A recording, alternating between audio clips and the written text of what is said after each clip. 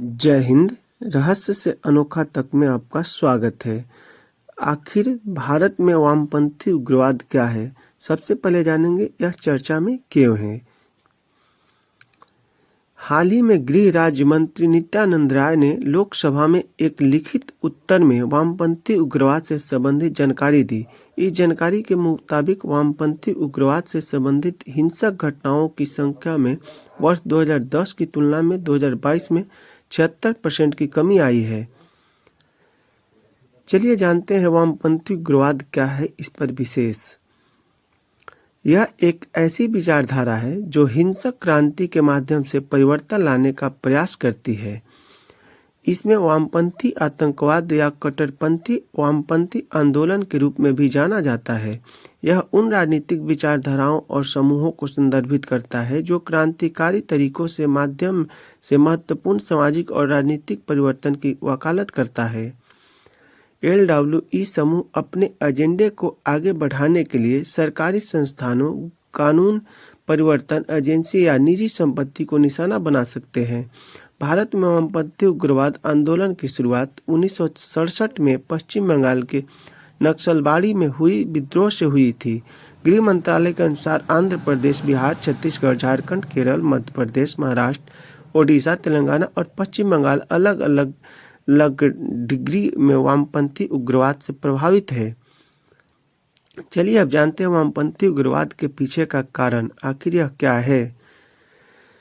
आसमान विकास वामपंथी उग्रवाद से प्रभावित कई क्षेत्र देश के सबसे कम विकसित क्षेत्रों में से हैं, जिनमें उच्च स्तर की गरीबी, बेरोजगारी, अशिक्षा, कुपोषण और असामाजिक बहिष्कार है। शासन की कमी वामपंथी उग्रवाद से प्रभावित क्षेत्र प्रभावी शासन, प्रशासन और सेवा वितरण की कमी आई है।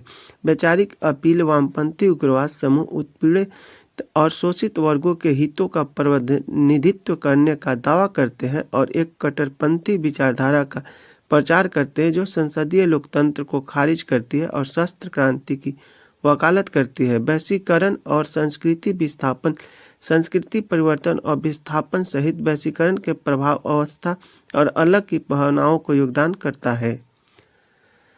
अब जानते हैं सरकार द्वारा उठाए गए कदम क्या है, आखिर इसमें सरकार का क्या योगदान है। सरकार ने आतंकवाद विरोधी अभियान चलाने और पुलिस की उपस्थिति को मजबूत करने के लिए वामपंथी उग्रवाद प्रभावित क्षेत्र में CRPF, BSF, ITBP और CAPF को तैनात किया है। सरकार ने बुनियादी ढांचे में सुधार, आजीविका के अवसर प्रदान करने और वामपंथी उग्रवाद से प्रभावित क्षेत्रों में शिक्षा और व्यवस्था देखभाल जैसी बुनियादी जरूरतों को पूरा करने के लिए एकीकृत जनजाति विकास कार्यक्रम और प्रधानमंत्री सड़क योजना जैसी विभिन्न योजनाएं शुरू की है। वन अधिकार अधिनियम 2006 वन संसाधनों पर आदिवासी समुदाय के पारंपरिक अधिकारों को मान्यता देता है और सामूहिक वन प्रबंधन के माध्यम से उन्हें सशक्त बनाने का लक्ष्य प्रदान करता है। सरकार ने स्थानीय समुदायों को चिंताओं को दूर करने और उनके अधिकारों की रक्षा सुरक्षित करने के लिए शिकायत निवारण तंत्र स्थापित